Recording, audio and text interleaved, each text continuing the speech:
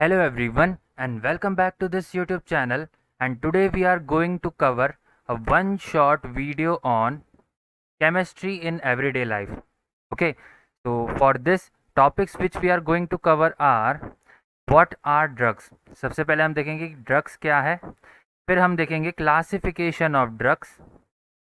Okay, next is therapeutic actions of drugs, artificial sweetening agents, and then food preservatives, antioxidants in food, and at last we will solve some MCQs to recall all the following topics which we have cleared.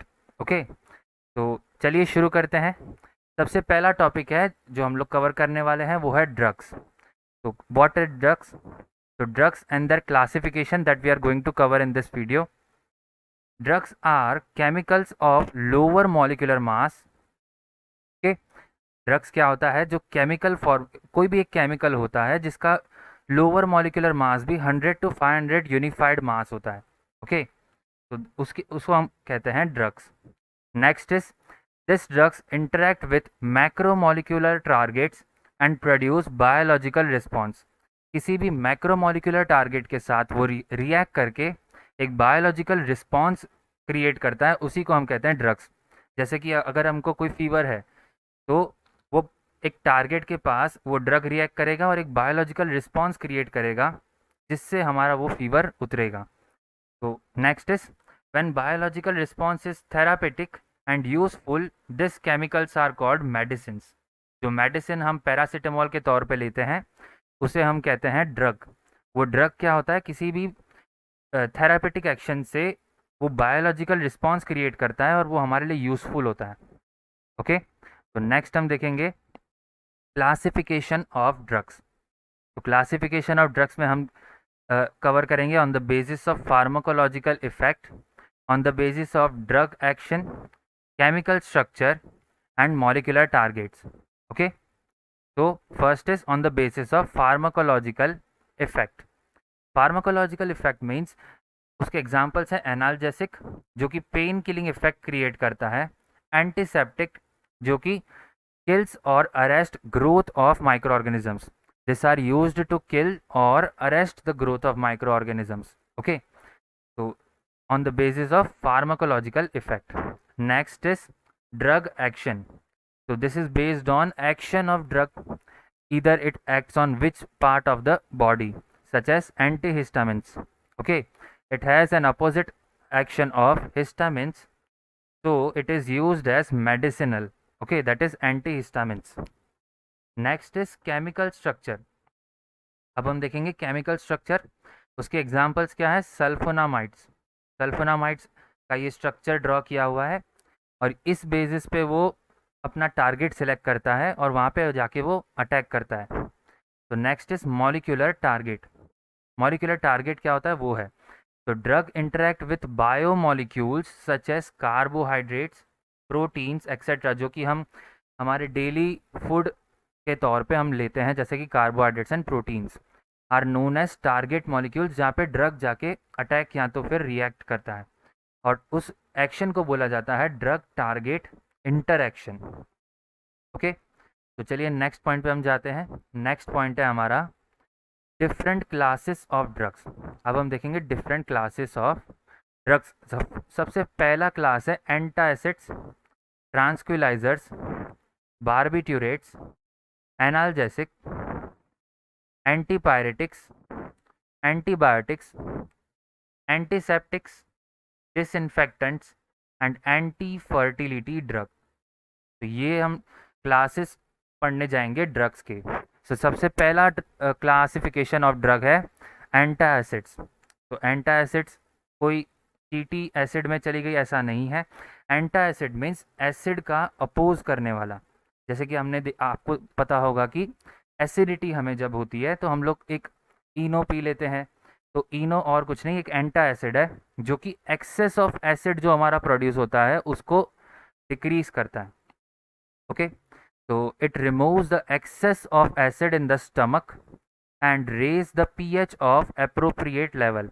वो क्या करता है? PH को increase करता है. This means that it increase the basicity. Okay, जो हम एंटा acid लेते हैं उसका नेचर क्या होता है? बेसिक इन नेचर होता है.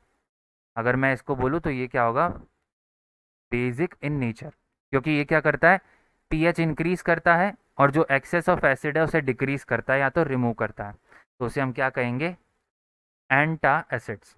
ओके, एग्जाम्पल क्या है, सोडियम हाइड्रोजन कार्बोनेट। चलिए नेक्स्ट पॉइंट पे चलते हैं। नेक्स्ट पॉइंट है हमारा ट्रांसक्विलाइजर्स। ट्रांसक्विलाइजर्स एक इम्पॉर्टेंट टॉपिक है। ओके, इसी के बेस पे नीट जेई पे क्वेश्चंस आते हैं, बोर्ड में भी क्वेश्चंस इसी के बेस पे आ जाते हैं। तो क्या है tranquilizers, it is used for treatment of stress and mild और सीवियर मेंटल डिजीजेस। जब भी हमारी स्ट्रेसफुल कंडीशन होती है, या तो कोई भी कॉमा में चला जाता है या तो कोई बहुत सीवियर मेंटल डिसीज होती है, उसमें हम यूज़ करते हैं ट्रांसक्विलाइजर्स। एग्जाम्पल क्या है ट्रांसक्विलाइजर्स के, इक्वानिल, क्लोरोडायजेपोक्साइड एंड मेप्रोबामेट। ओके, सो जैसे कि आप इसको देख सकते हैं, इसी के पास कोई मेंटल प्रॉब्लम है और इसे हम ट्रीट करते हैं इक्वानिल या फॉलोइंग ट्रांसक्विलाइजर से। तो नेक्स्ट है हम देखेंगे एनाल्जेसिक्स। एनाल्जेसिक्स क्या होता है, दैट एबोलिश और reduce pain without causing disturbances of nervous system. Nervous system में कोई डिस्टर्बेंस लाए बिना वो पेन को रिड्यूस करता है या तो डिक्रीज कर देता है। उसका काम क्या, वो किसका काम है, एनाल्जेसिक्स का। ओके, एग्जाम्पल्स क्या है, aspirin, paracetamol and morphine. Okay, तो हमारे सर में पेन हो रहा हो या फिर किसी भी बॉडी पार्ट पे हमको पेन हो रहा हो, तो उसे रिड्यूस करना है बिना किसी नर्वस सिस्टम को अल्टर करे, तो उसका काम क्या है, एनाल्जेसिक्स। सो नेक्स्ट पॉइंट पे चलते हैं। नेक्स्ट है हमारा एंटीपायरेटिक्स। ओके, नेक्स्ट है हमारा एंटीपायरेटिक्स। तो एंटीपायरेटिक्स का क्या काम है, एक नॉर्मल सा एंटीपायरेटिक्स का काम है, brings down the body temperature at the time of high fever are called antipyretics। आपने देखा होगा डॉक्टर, जब भी आप डॉक्टर के पास जाते होंगे फीवर के लिए, वो आपको 3 गोलियां देता होगा। ओके, सो उसमें से एक कौन सी होती है, एंटीपायरेटिक ड्रग, जिसका सिर्फ काम इतना होता है, जो भी हाई फीवर आया है उसे वो डिक्रीज कर दे। ओके, बॉडी टेम्परेचर को वो डिक्रीज कर दे। एग्जाम्पल क्या है, पैरासीटामोल एंड एस्पिरिन। एस्पिरिन हमने पीछे भी देखा था, इसीलिए हम उसको बोलते हैं aspirin is also analgesic as well as antiseptic. Okay, ये एग्जाम में आ सकता है कि कौन सा ऐसा ड्रग है जो एंटीसेप्टिक भी है और एंटीपायरेटिक भी है। ओके, तो उसका नाम क्या है, एस्पिरिन। तो चलिए नेक्स्ट पॉइंट पे। नेक्स्ट है हमारा एंटीबायोटिक। एंटीबायोटिक जैसे हम लोग नाम से ही देख सकते हैं, एंटीबायोटिक मीन्स किसी भी माइक्रो ऑर्गेनिज्म के एंटी मीन्स अपोज, किसी भी माइक्रो ऑर्गेनिज्म के अपोज हो उसे हम कहते हैं एंटीबायोटिक। जैसे कि यहाँ लिखा है, इनहिबिट द ग्रोथ ऑफ और डिस्ट्रॉयज द माइक्रो ऑर्गेनिज्म। या तो वो उसकी ग्रोथ को कम करे या तो वो उसको डिस्ट्रॉय कर दे, उसे हम कहेंगे एंटीबायोटिक्स। सबसे पहली एंटीबायोटिक थी पेनिसिलिन। यहाँ पे एग्जाम्पल किसका लिखा है, आर्सफेनामाइन, जो कि साल्वारसन है। ओके, तो नेक्स्ट पॉइंट पे चलते हैं। नेक्स्ट है हमारा एंटीसेप्टिक। नेक्स्ट पॉइंट है हमारा एंटीसेप्टिक। एंटीसेप्टिक का काम क्या होता है, check the growth of microorganisms और kill them but are not harmful to living human tissues. जैसे कि हम डेटॉल यूज़ करते हैं या तो हम सैनिटाइजर्स यूज़ करते हैं, तो क्या है, एक एंटीसेप्टिक है जो कि ग्रोथ, माइक्रो ऑर्गेनिज्म की ग्रोथ को चेक करता है और उसे किल कर देता है बिना किसी ह्यूमन लिविंग टिश्यूज़ को हार्म किए बिना। ओके, तो एग्जांपल्स क्या है, डेटॉल, विथियोनॉल एंड आयोडीन। ये सब हम लोग हमारे स्किन पे यूज़ कर सकते हैं माइक्रो ऑर्गेनिज्म को किल करने के लिए, क्योंकि वो हमें कोई हार्म नहीं करेगा। तो चलिए नेक्स्ट पॉइंट है। नेक्स्ट है हमारा डिसइंफेक्टेंट। नेक्स्ट है हमारा डिसइंफेक्टेंट। डिसइंफेक्टेंट का काम क्या होता है, prevent the growth of microorganisms और kill them but they are harmful for human living tissues. इसका काम क्या, इसका भी काम एंटीसेप्टिक की तरह होता है, बस ये हमारे लिविंग टिश्यूज़ को भी हार्म करता है, इसलिए हम हमारी बॉडी पे इसे अप्लाई नहीं कर सकते, हम सिर्फ नॉन लिविंग ऑब्जेक्ट्स पे ही इसे अप्लाई कर सकते हैं।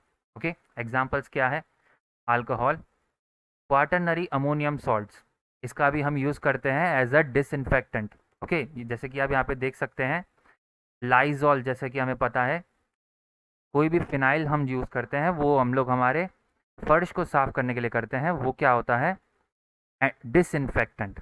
ओके, क्योंकि वो हम लोग हमारे बॉडी पे नहीं लगा सकते माइक्रो ऑर्गेनिज्म को किल करने के लिए। चलिए नेक्स्ट पॉइंट पे चलते हैं। नेक्स्ट पॉइंट है हमारा anti fertility drug. Anti fertility drug क्या है? बर्थ कंट्रोल पिल, या और उसका एग्जाम्पल है नॉरेथिंड्रॉन। एंटी फर्टिलिटी ड्रग क्या है? जो फर्टिलिटी को अपोज करे वो वाले ड्रग, जैसे कि बर्थ कंट्रोल पिल्स। ओके, चलिए नेक्स्ट पॉइंट पे चलते हैं। नेक्स्ट है हमारा आर्टिफिशियल स्वीटनिंग एजेंट। जो भी आर्टिफिशियल स्वीटनर्स हम यूज़ करते हैं हमारे केक बनाने में, या फिर सोडा जो हम पीते हैं, या फिर शरबत, ओके, तो उसमें हम हमारा यूज़ करते हैं artificial sweetening agents. Artificial sweetening agents क्या होते हैं? जो कि नेचुरल स्वीटनर से अलग होते हैं। नेचुरल स्वीटनर्स क्या होता है? Such as sucrose add calories and therefore preference is given to artificial sweeteners. जो सुक्रोज जो कि नेचुरल स्वीटनर्स होते हैं वो हमारी कैलोरी इंक्रीज करते हैं। तो जो अपनी डाइट संभालने के लिए नेचुरल स्वीटनर्स यूज़ करते हैं वो अपनी डाइट संभालने के लिए नहीं कर सकेंगे, क्योंकि उसमें कैलोरीज ऐड होती है। तो अब उसको कैलोरी ऐड हो गई तो उसको बर्न करनी पड़ेगी, इसलिए वो क्या यूज़ करते हैं? Artificial sweetening agents.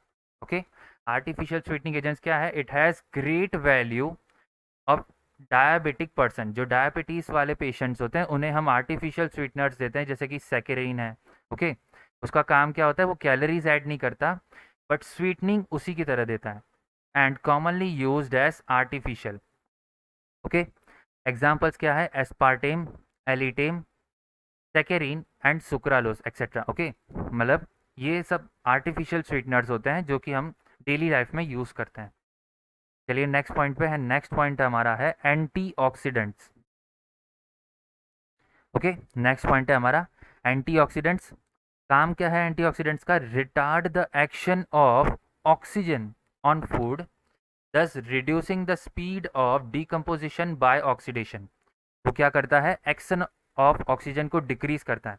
मीन्स अगर हम लोग खाने में एंटीऑक्सीडेंट्स का ऐड करेंगे तो हमारा खाना ऑक्सीडाइज लेट होगा, या तो फिर ऑक्सीजन के साथ वो अपोज करता है, उसे हम कहते हैं एंटीऑक्सीडेंट्स। ओके, एग्जाम्पल्स क्या है? बी एच टी का फुल फॉर्म है ब्यूटाइलेटेड हाइड्रोक्सी टोलुइन, और BHA that is butylated hydroxy anisole. ये कुछ हमारे एंटीऑक्सीडेंट्स है जो हम हमारे फूड को किसी भी ऑक्सीजन के एक्शन से प्रिवेंट करने के लिए यूज़ करते हैं। ओके, तो चलिए नेक्स्ट पॉइंट है। नेक्स्ट है हमारे MCQs। अब हम सॉल्व करेंगे हमारे MCQs। ये MCQs हमें हेल्प करेंगे नीट और जेई के कुछ क्वेश्चन सॉल्व करने में। Okay, so first question is in the screen, that is which of the following is used as antacids. आपको चूज करना है कौन सा ऑप्शन है जो एंटा एसिड्स है। आप अपनी वीडियो को स्टॉप करके इसका आंसर कमेंट सेक्शन में पोस्ट कर सकते हैं। ओके, तो चलिए आई होप आपने अपना आंसर कमेंट सेक्शन में पोस्ट कर दिया होगा। तो इसका सही आंसर है ऑप्शन सी, जेंटेक। जेंटेक है हमारा एक antacids. Okay, Zantac is an antacid. Okay, it is used to treat syphilis, used to treat a disease known as syphilis। Okay, next हम जेंटेक कहाँ यूज करते हैं? It is used as also used as tranquilizer. It is also used as tranquilizer. Okay, next है it is a broad spectrum antibiotic. मैं ये 3 points यहाँ पे क्यों लिख रहा हूँ? क्योंकि एग्जाम में एंटा एसिड ना पूछ के वो इन तीनों में से कोई पॉइंट्स पूछ लेता है, तो आप उसमें भी वो लिख सकते हैं। ओके, तो it is a broad spectrum antibiotic. Broad spectrum antibiotic. Okay, तो चलिए नेक्स्ट क्वेश्चन पे हम जाते हैं। नेक्स्ट क्वेश्चन है हमारा drugs that bind to receptor site and inhibits its natural function are called which of the following. तो हमें एक ऐसा ड्रग फाइंड करना है जो रिसेप्टर साइट पे बाइंड करता है और inhibits its natural function. Okay, तो आप अपना आंसर पोस्ट कर सकते हैं। ओके, तो I hope you have post your answer, और इसका आंसर है हमारा option A, that is antagonist. इसका आंसर है ऑप्शन ए, एंटागोनिस्ट। ओके, सो चलिए हम हमारे नेक्स्ट क्वेश्चन पे चलते हैं। और नेक्स्ट क्वेश्चन है हमारा, विच of the following is cationic detergent. तो इस क्वेश्चन में हमें बताना है कौन सा है cationic detergent. Option A sodium lauryl sulphate, option B cetyl trimethyl ammonium bromide, option C है सोडियम डोडेसाइल बेंजीन सल्फोनेट, और ऑप्शन डी ग्लिसरल ओलिएट। तो आप वीडियो को पॉज करके अपना आंसर सोच सकते हैं। ओके, तो इसका करेक्ट आंसर है option B, cetyl trimethyl ammonium bromide. Okay, ये है इसका करेक्ट आंसर, और इसका मॉलिक्यूलर फॉर्मूला है C19H42 bromine and nitrogen. Okay, whereas sodium lauryl sulfate and sodium dodecyl benzene sulfonate, these two are anionic detergent. ये भी पूछ सकते हैं, अगर कैटायनिक नहीं पूछा तो एनायनिक पूछ लेंगे, जैसे कि anionic detergents are option A and option C, whereas option D is glycerol oleate. Glycerol oleate एक फैट है। ओके, तो here our correct answer is option B. तो चलिए नेक्स्ट क्वेश्चन पे चलते हैं। नेक्स्ट क्वेश्चन है हमारा, the artificial sweetener which contain chlorine that has the appearance and taste as that of sugar and is stable at cooking temperature. Okay, ऐसा हमें एक आर्टिफिशियल स्वीटनर फाइंड करना है। तो आप वीडियो को पॉज करके इसका आंसर सोच सकते हैं। And the correct answer for this question is option C, sucralose. Correct answer is option C, sucralose, because as we know that sucralose is a trichloro derivative, trichloro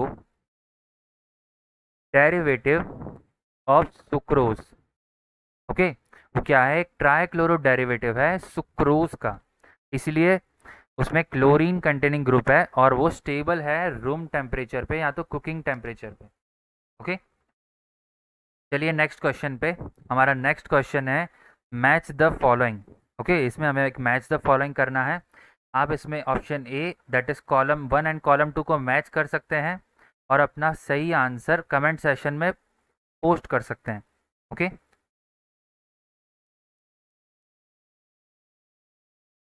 so let's start matching this column 1 with column 2.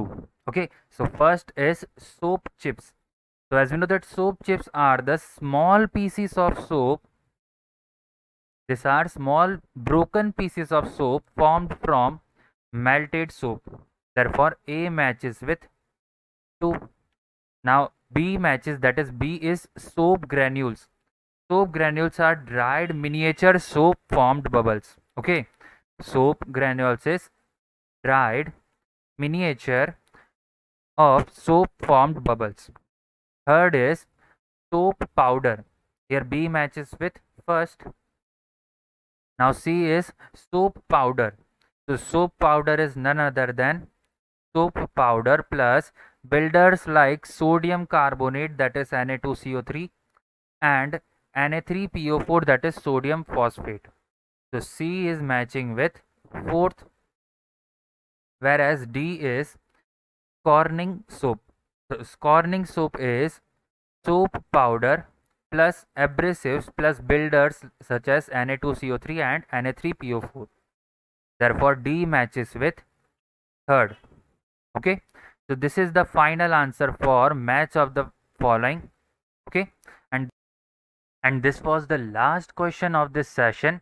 Okay, तो इस video के बाद आपसे 30 से 40 numericals या MCQs इस chapter के निकालिए और फिर ये चैप्टर को एंड कीजिए, क्योंकि बहुत से लोग इस चैप्टर को स्किप कर देते हैं, लेकिन नीट और जेई में इसका एक या दो क्वेश्चंस जरूर आते हैं। Okay, 1 to 2 questions can come in NEET and JEE. So I have tried to complete this 1 or 2 questions. Okay, so if you have liked this session, thank you very much.